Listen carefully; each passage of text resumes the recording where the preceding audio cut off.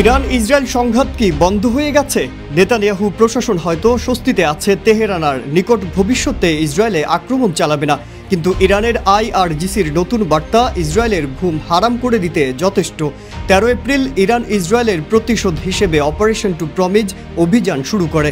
এটি ছিল 1 এপ্রিল সিরিয়ার রাজধানী দামেস্কে ইরানের কনসুলেটে ইসরায়েলের বিমান হামলার প্রতিশোধ। ওয়ালটন এসিতে ইনস্টলেশন একদম ফ্রি।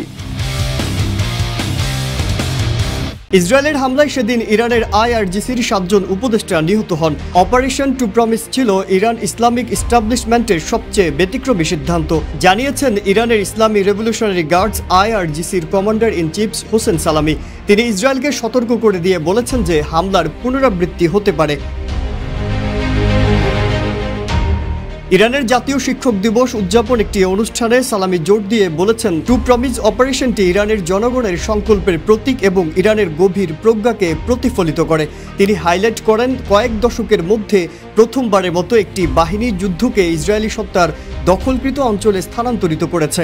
সালামি বলেছেন, প্রতিশোধমূলক আক্রমণের সময় ইসরায়েল 8 ঘন্টা আতঙ্ক, ভয় এবং বিভ্রান্তির সম্মুখীন হয়েছিল।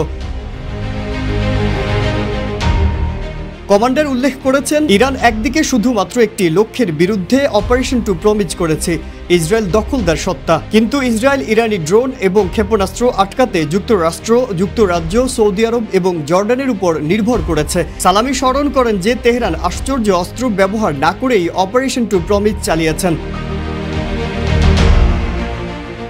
যার অর্থ ইসরায়েল হামলার সময় লক্ষ্যবস্তুগুলো জানত। তিনি ইঙ্গিত দিয়েছেন, ইরান যদি অপারেশন দ্বিতীয় ধাপ সম্পাদন করে, ইসরায়েলের দিকে ড্রোন এবং ক্ষেপণাস্ত্র চালু করে, তবে ইসরায়েলি প্রতিরক্ষা ব্যবস্থা কমপক্ষে 50% কমে যাবে।